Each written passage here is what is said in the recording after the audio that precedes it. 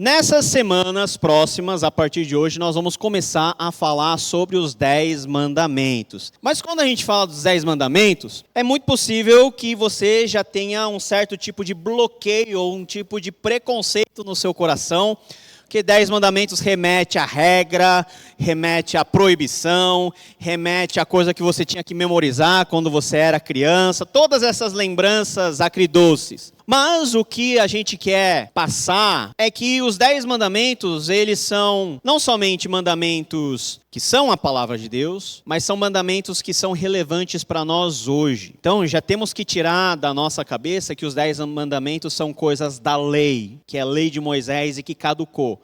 Não, todos os mandamentos, os 10, eles estão plenamente ativos, tá? Hoje. Com aplicabilidades diferentes, talvez, daquilo que os judeus e os hebreus tinham na época do Antigo Testamento. Mas ainda assim, são os 10 mandamentos, os princípios de ética mais básicos do povo de Deus. E quando nós falamos de povo de Deus, nós estamos falando do povo de Deus, tanto no Antigo Testamento, quanto no Novo Testamento. Nós somos o povo de Deus, o novo Israel de Deus.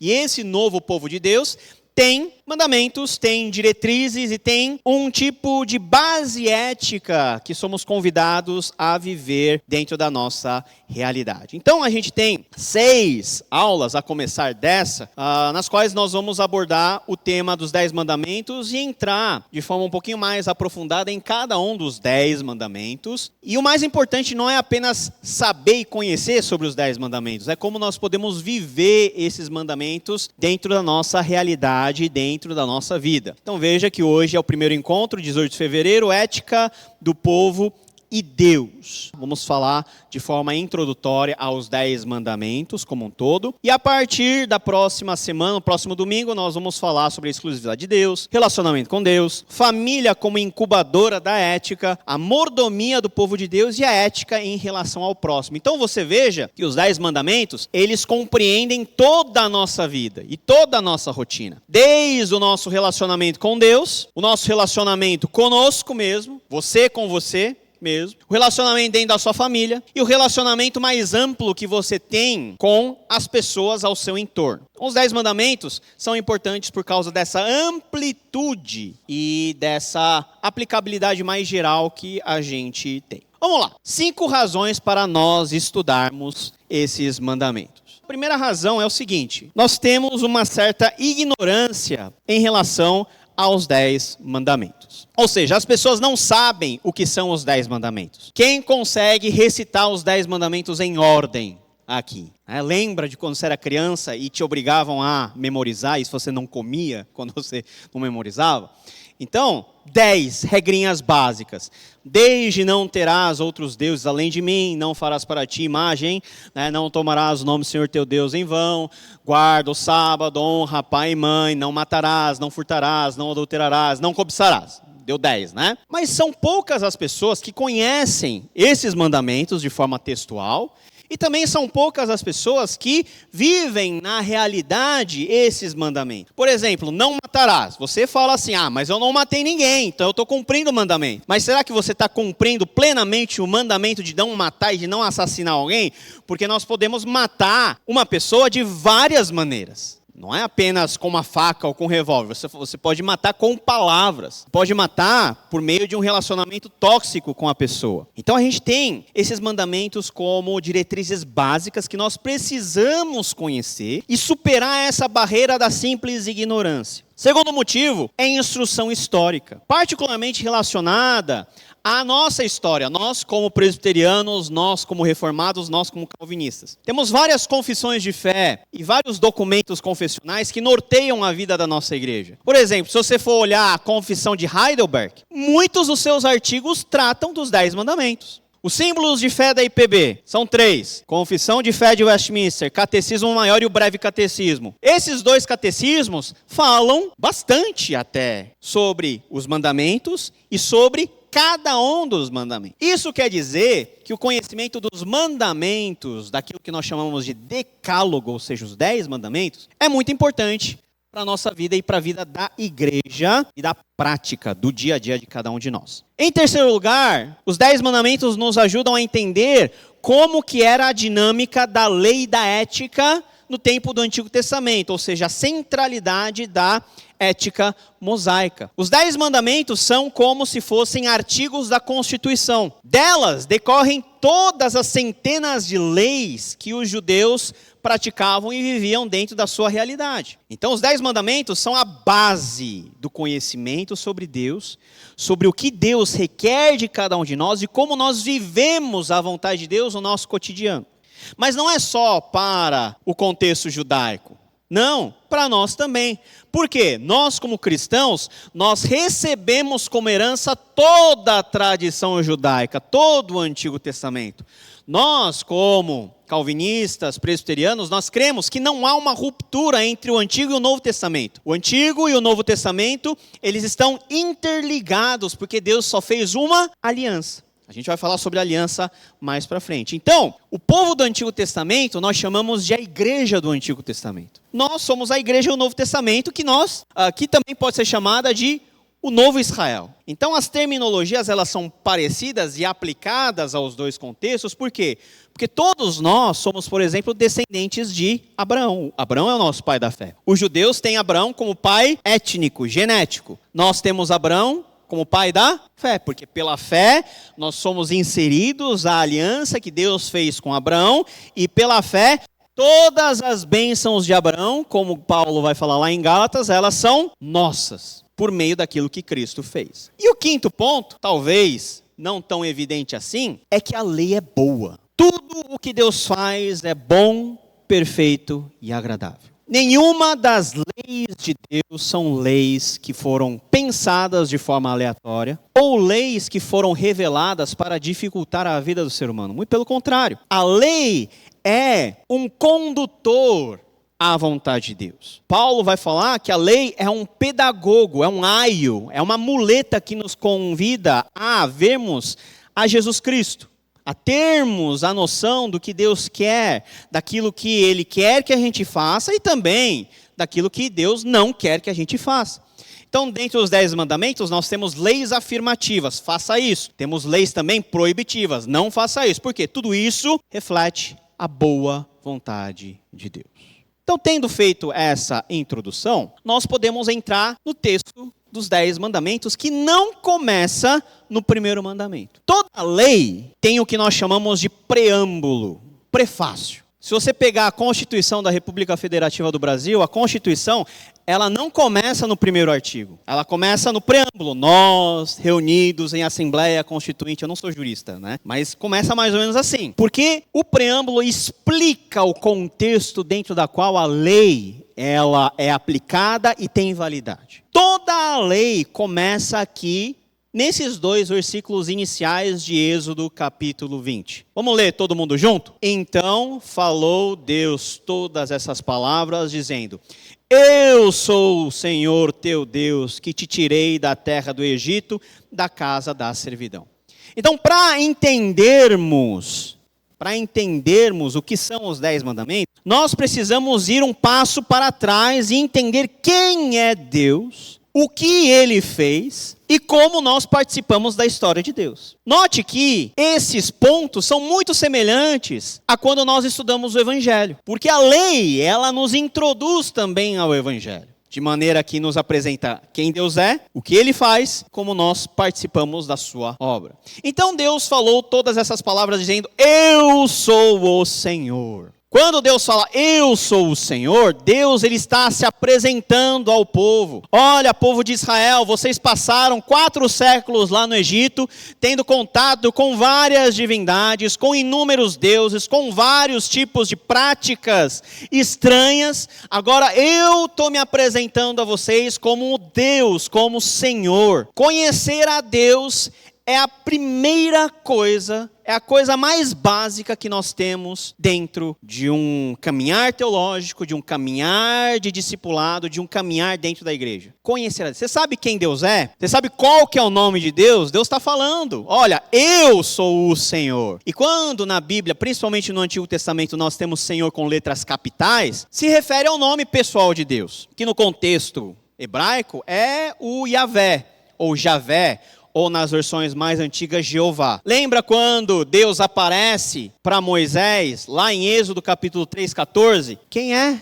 o Senhor? Moisés vê a sarça ardendo, que é o símbolo da nossa igreja. Ele fica impressionado porque a sarça não se consome e vem uma voz dentro daquela sarça e essa voz fala assim, ó, eu sou o que sou. Moisés perguntou, mas qual que é o seu nome para que o povo lá do Egito saiba quem está me mandando? Eu sou quem sou. E dessa frase, eu sou o que sou, é que vem o nome próprio de Deus, que é o Yahvé, Jeová, eu sou o Senhor. Deus, ele revela quem ele é. Um Deus que criou todas as coisas e que ao mesmo tempo ele está presente dentro da criação. Deus que chamou o povo de Israel, mas que também tem um compromisso eterno com esse povo, de tirá-los da servidão, de resgatá-los, de salvá-los. E essa história da salvação, ela vem até nós hoje. Porque como nós falamos, nós somos o quê? Descendentes de uma mesma aliança, que é a aliança que Deus fez com o povo de Israel no Antigo Testamento. Quem é o Deus com quem eu tenho uma aliança? Responda aí dentro do seu coração, quem é o Deus que você serve? Qual que é o nome dele? Quais são as características dele? Por que ele é importante na sua vida? Então Deus, ele começa os 10 mandamentos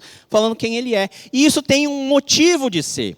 Porque os 10 mandamentos, eles são mandamentos cujo formato era muito conhecido pelos povos daquele tempo. Pelos povos do Antigo Oriente Próximo. Então, uma pessoa mais poderosa fazia uma aliança com um povo que é menos poderoso, mais fraco, que é uma aliança mútua de proteção e obediência. Então, dentro dessa aliança que se faz, o rei fazia e ditava os termos da aliança. É como se fosse um contrato. Olha, quando nós fechamos contrato, tem a apresentação das partes, não é? Parte contra parte. Aquele que está fechando o contrato. Com quem está fechando contrato, aonde mora, o RG. Isso é o prólogo do Decálogo. Deus está falando quem ele é. E é muito interessante que é ele que dita tudo.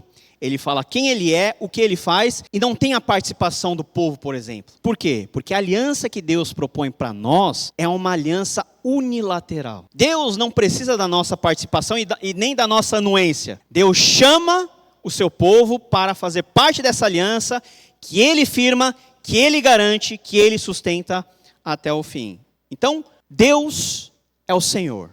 É aquele que está chamando para uma aliança. Eu sou o Senhor, teu Deus. Então, Deus, ele mostra quem ele é e qual é o relacionamento que ele tem com cada um de nós. O que o Senhor é de nós? O nosso Deus. Ele tem um relacionamento próximo com cada um de nós. Nós pertencemos a Deus. Olha que coisa legal. Você pertence a Deus. Deus é o seu dono. Deus é o seu rei. Esse Deus que criou todas as coisas, que sustenta todas as coisas com o seu poder, é o Deus que ele mesmo fala, eu sou o teu Deus.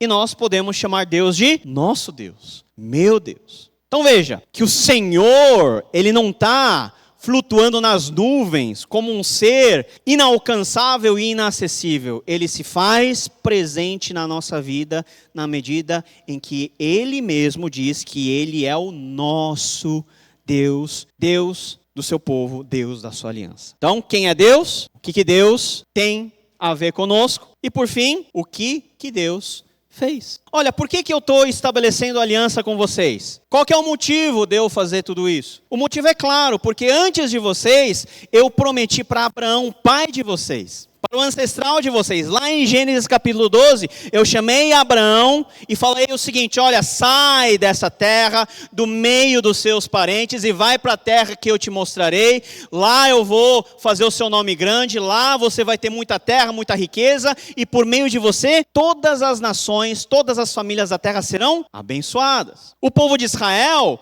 cresceu, multiplicou e por alguma contingência da vida cotidiana deles, eles foram parar no Egito e lá 400 anos eles ficaram, e durante esses 400 anos, a família inicial de 70 integrantes virou um povo de mais de 2 milhões de pessoas. E Deus tira com mão forte esse povo, quebrando a espinha dorsal que sustenta o Egito, fazendo com que eles atravessem o Mar Vermelho, e depois de alguns meses eles estão ao pé do Monte Sinai, recebendo, aí sim, os termos da aliança e a concretização formal do pacto que Deus uma vez estabeleceu com Abraão e que eles agora faziam também parte. Quem Deus é, qual que é o relacionamento que Ele tem conosco e o que Ele fez?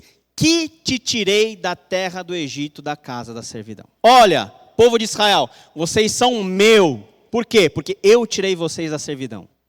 Eu tirei o faraó como dono de vocês, que escravizava vocês. Eu tirei vocês da terra do Egito, que era a senzala de vocês. Mas agora eu sou o novo dono de vocês, porque eu comprei vocês, eu tirei vocês, eu redimi vocês, eu os livrei.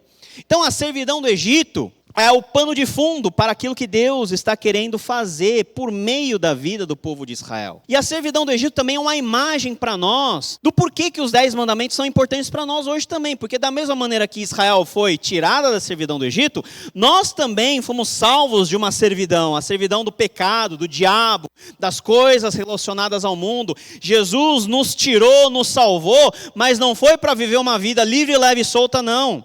Graça não é isso.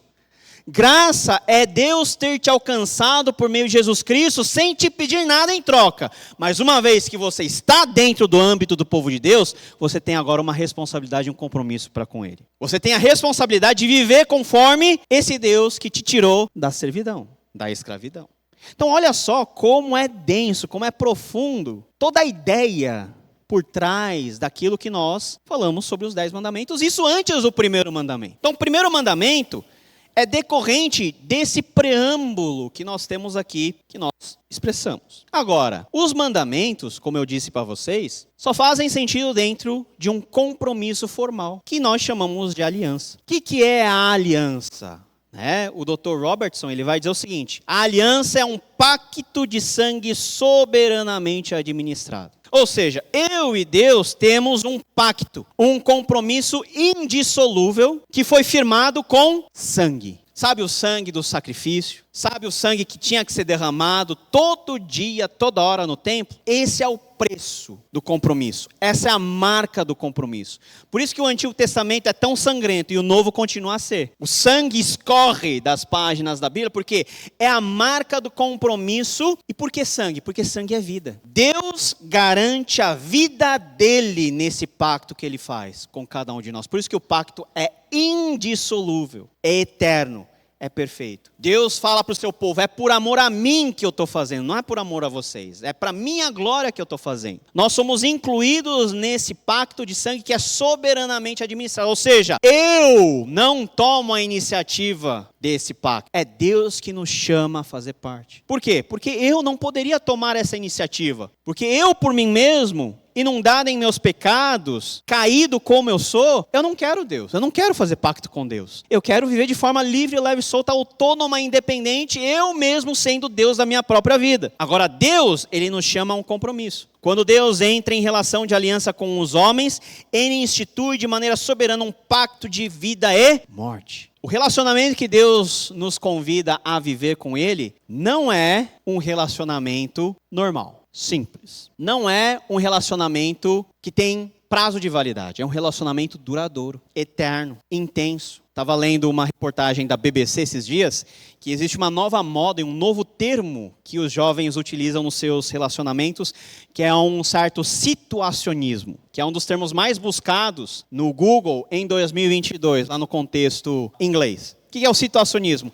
É um tipo de relacionamento em que tudo que se faz dentro é situacional. Ou seja, um relacionamento amoroso, então, tudo que concerne a um relacionamento amoroso, desde as mais profundas intimidades até tudo, é algo situacional. É para aquele momento e para aquela hora. Não tem muito compromisso com profundidade, com um vínculo, nada. O nosso mundo vive dessa maneira. E nós temos sérios problemas decorrentes disso, porque nós fomos criados para termos relacionamentos duradouros e profundos com alguém, principalmente para com Deus. E quando a gente não encontra isso, nós nos perdemos nos nossos relacionamentos, um em seguida do outro, querendo tapar um buraco existencial dentro de nós que só Deus pode tapar. E Deus nos convida a esse relacionamento que tem regra. Quem cria, estabelece a regra. Pega qualquer carro. Quem mais conhece daquele carro é quem projetou aquele carro, que estabeleceu o desenho daquele carro, que projetou cada engrenagem e que sabe aonde está dando problema. Deus também, ao nos criar, Ele assume a prerrogativa dele como Deus de estabelecer as regras do jogo, como nós precisamos viver. Qual que é o nosso chamado? E é para isso que Deus estabelece uma aliança conosco, porque nós precisamos de Deus. A aliança está dentro do nosso contexto relacionado à nossa fraqueza. De como nós precisamos estar próximos de Deus, para que em Deus nós possamos ter uma vida melhor, uma vida mais abençoada, uma vida que cumpre os propósitos do Criador.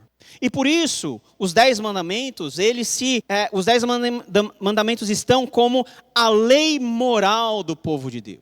O que o povo de Deus tem que fazer? O que o povo de Deus tem que crer? No que ele tem que adorar? E decorrente da adoração, como a vida toda desse povo é transformada. Porque a nossa vida depende daquilo que nós adoramos. Os nossos comportamentos indicam quem nós adoramos. A nossa vida reflete, na verdade, é uma vida de adoração. Então, o nosso breve catecismo vai dizer lá, respondendo à pergunta 41, que a lei moral está resumidamente compreendida nos 10 mandamentos. Todo o resumo daquilo que Deus acha o correto em termos de procedência e de ação está contida nos 10 mandamentos. Então, por isso que os 10 mandamentos são importantes para cada um de nós. Por isso que nós precisamos conhecer os 10 mandamentos de forma correta. E os 10 mandamentos nos apontam para a realidade do cumprimento de todos os mandamentos na pessoa de quem? De Jesus Cristo. Por Jesus ter cumprido no seu corpo e na sua vida todos os mandamentos, é que os mandamentos também têm validade para nós, porque Jesus disse que ele não veio revogar a lei. Ele veio o quê? Para cumprir. A grande querela que Jesus tinha com os fariseus é que os fariseus tinham uma leve tendência ao legalismo, ou seja, eles queriam cumprir a lei para demonstrar que eles eram bons o suficientes para ter o favor de Deus. Mas o que Jesus nos convida por meio do Evangelho, por meio daquilo que Ele fez, é que nós, tendo um relacionamento com o nosso Mestre, nós já cumprimos essa lei. Porque Jesus cumpriu a lei e quando nós estamos nele, nós também cumprimos toda a lei. Sem esse viés legalista que faz parte do nosso DNA como pecadores. Jesus não veio revogar nenhuma das leis. Não pensem que vim revogar a lei e os profetas, ou seja, o Antigo Testamento. Não vim para revogar, mas para cumprir.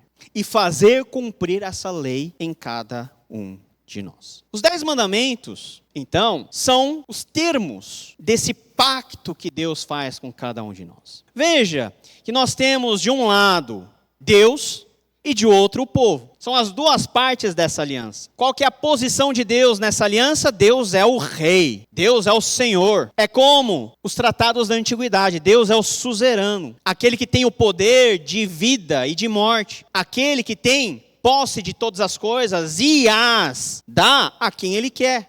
E de outro, nós temos o povo, que não consegue viver de uma forma agradável ao Senhor, que está chafurdada nos seus erros, nos seus pecados, e que precisa, em Deus, ter a sua redenção. Então, qual que é a aliança que Deus faz ao seu povo? Olha, eu chamei cada um de vocês, eu vou garantir a vida de vocês, eu vou redimir vocês, eu vou salvar vocês, eu vou manter vocês, eu vou abençoar vocês, eu vou estar com vocês todos os dias, mas não é uma relação só de uma mão. Enquanto eu, como Senhor, faço tudo e estendo a minha mão de graça, porque Deus não precisaria fazer isso, Deus faz porque assim Ele quer e porque Ele amou o mundo de tal maneira, e uma vez que isso é estendido a nós, nós temos o compromisso de quê? De viver em resposta. E qual que é a resposta que Deus quer para cada um de nós? Obediência. Obediência é o ponto central em relação à aliança que Deus estabelece conosco. Deus deu tudo. E o que Deus quer em resposta? Obediência. Não é que Deus quer algo em troca de você, como se fossem duas coisas com valores semelhantes. Não. Nada daquilo que você oferecer tem um valor suficiente para cobrir os seus pecados e para salvar a sua vida. Deus não quer nada em troca.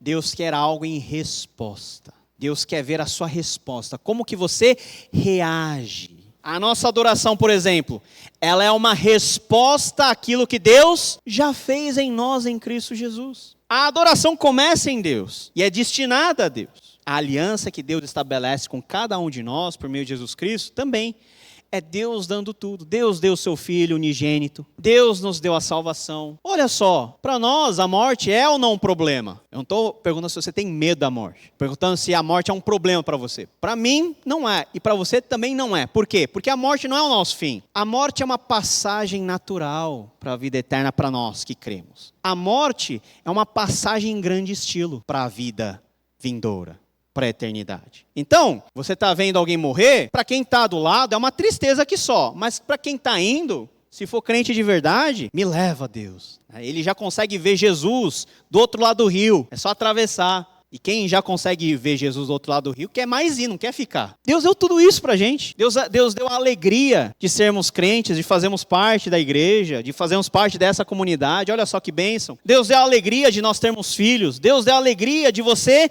poder respirar, de você poder viver. Outra notícia meio que mórbida pra gente acordar. Tá vendo uma outra reportagem? Vocês vão ver que eu só vejo reportagem meio ruim, né? Especialista dizendo o seguinte: olha, daqui a pouco o estranho não vai ser você morrer de câncer. O estranho vai ser você não ter câncer. Olha só que forma positiva de encarar a vida. Então a possibilidade de qualquer um de nós morrer de câncer é muito maior do que morrer sem câncer. É que hoje a gente sabe qual que é esse problema. Antigamente as pessoas morriam sem saber. Então a gente é mais bem-aventurado porque a gente sabe o que está acontecendo, pelo menos. Mas até o último instante da sua vida, a gente pode viver na plenitude da nossa existência. Por quê? Porque Deus faz valer a pena cada segundo da nossa existência aqui. E Deus deu tudo isso de graça. Agora, diante de tudo aquilo que Deus deu a nós, diante de tudo aquilo que Deus deu ao povo de Israel, imagina 400 anos de servidão. E como Deus tirou esse povo, esses milhões de pessoas.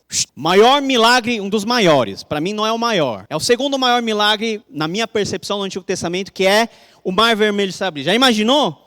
É muito melhor do que tá lá no Príncipe do Egito, no desenho. É muito mais emocionante. Já imaginou você passar com pés secos nesse mar?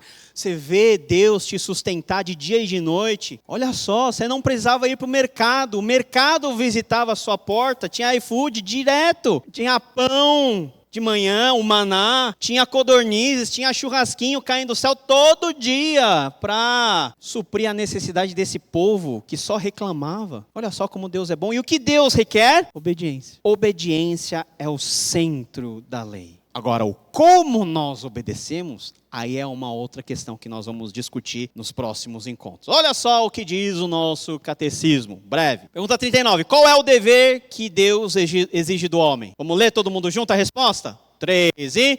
O dever que Deus exige do homem é obediência à sua vontade revelada.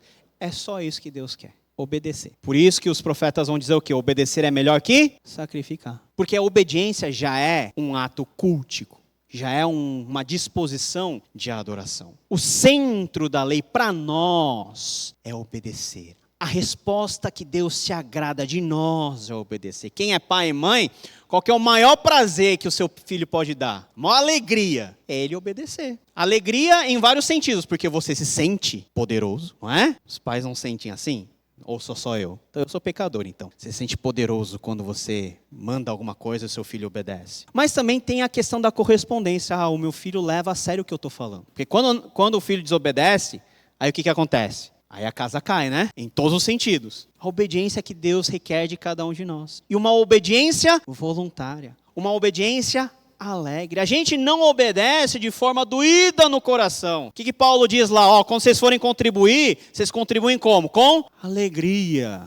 E não com tristeza no coração. Porque Deus ama quem dá com alegria. Obedecer com alegria, com um sorriso no rosto. Você vai ter que fazer de qualquer jeito. A louça está lá. Moscas já estão lá visitando a sua louça. Você vai ter que fazer aquilo de qualquer jeito. Agora, qual que é a disposição? Você vai fazer chorando ou você vai fazer rindo? você vai se sentir melhor fazendo rindo. Fazer rindo, como eu faço todas as vezes, né? Faço louça toda vez, louvando a Deus, orando para que a louça acabe logo, para que nenhum copo se quebre. Eu sou especialista em quebrar coisa lá em casa. Taça, essas coisas, é comigo mesmo, né? Eu encosto num lugar e ela se quebra. Não é culpa minha. Pergunta 40, que é a pergunta depois que vem.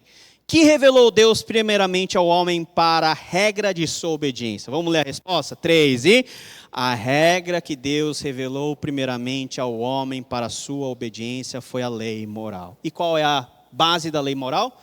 Os 10 mandamentos. Está vendo como que é importante nós conhecermos a palavra de Deus e aquilo que Deus requer como resposta a cada um de nós? E vamos para a pergunta 42. Em que se resumem os 10 mandamentos? Beleza, pastor, olha, tem 10 mandamentos que são o resumo de toda a lei. Mas Jesus nos ensinou que os próprios 10 mandamentos têm um resumo muito mais fácil para a gente poder entender. E aquilo que Jesus oferece para nós como resposta não é apenas um resumo, mas Jesus, ele nos mostra qual que é a essência da lei, qual que é a essência da nossa obediência em relação à lei. Veja só, acompanha comigo, não precisa ler não. Os 10 mandamentos se resumem em amar ao Senhor, nosso Deus, de todo o nosso coração, de toda a nossa alma, de todas as nossas forças, de todo o nosso entendimento. E depois o quê? Amar ao nosso próximo como a nós mesmos. No que se resume os 10 mandamentos? Amor. Num nível divino, é como Deus expressa o seu amor por nós. Porque Deus é tão cuidadoso que Ele já colocou de forma explícita tudo aquilo que Ele requer para que a gente possa viver uma vida que lhe agrade, que glorifique os seus propósitos. Amor em relação também aos nossos relacionamentos interpessoais. Tudo é amor. Tudo se resume ao amor. A essência de todas as coisas é o amor. Se você cumpre a lei sem amor, você é legalista. Você é um cara chato. Você é um fariseu. Mas se você cumpre a lei amando a Deus e querendo amar o próximo, você entendeu o mais essencial da lei de Deus. Por que você não adora outros deuses além de Deus? Porque você ama só Ele. Por que você não representa Deus com imagens de semelhança? Porque você ama tanto a Deus que você preserva dentro do seu relacionamento quem Deus é, o caráter invisível de Deus, você aceita. Você não quer ver ou tornar visível aquilo que você não pode ver. E até melhor que a gente não veja, porque no dia que você vê, você não sobra em pé. Por que a gente tem que ter cuidado para guardar o nome de Deus em vão? Porque ninguém usa o nome de quem você ama em vão. Em qualquer maneira. Daquela pessoa querida, você até o nome ama. A resposta dessa pergunta é exatamente aquilo que nós temos lá em Mateus 22, 37 a 40. E esse sim eu quero que todo mundo leia comigo. Vamos lá? 3. E respondeu Jesus: ame o Senhor, o seu Deus, de todo o seu coração, de toda a sua alma, de todo o seu entendimento.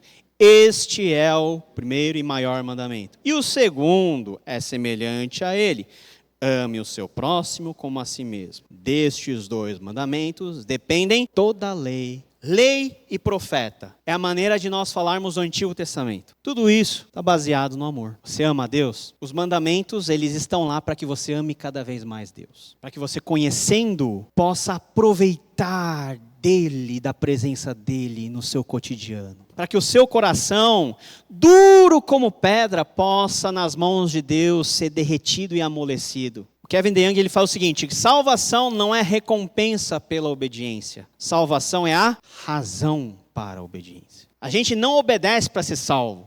A gente não obedece os 10 mandamentos para ser salvo. A gente obedece os 10 mandamentos porque é o que se requer dos salvos. Porque a salvação veio antes, num ato soberanamente administrado por Deus nas nossas vidas. Deus não fez conta do quanto você é obediente ou não para te salvar.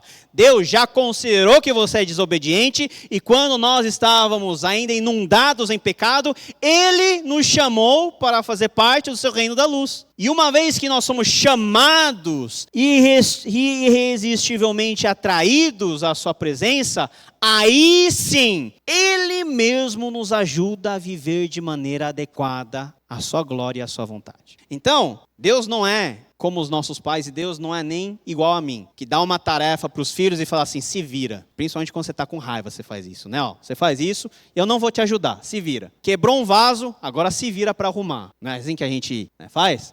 Não, Deus estabelece os termos e Ele pega na nossa mão para nos ajudar a cada instante. Por quê?